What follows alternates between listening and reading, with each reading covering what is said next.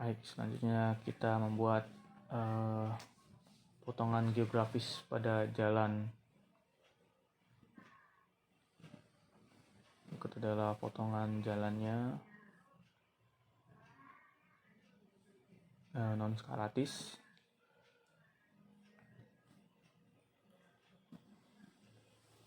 Kita simpan pada middle, pada tengah.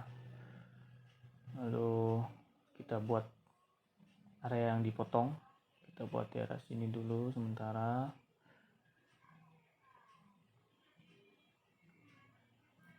Ini kita menjadi garis potong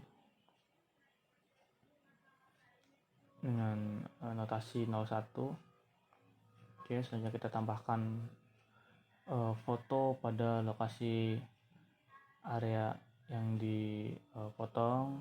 Kita tambahkan fotonya untuk memperlihatkan situasi real di lapangan. Oke, satu lagi untuk sisi selanjutnya, atau sisi yang berlawanan, tambahkan fotonya juga. Oke, seperti ini. Ini adalah contoh pembuatan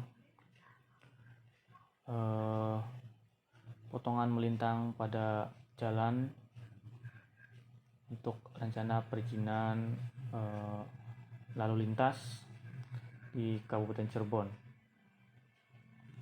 Oke, kita preview saja pada seperti ini preview untuk rencana potongan jalan melintang. Terima kasih.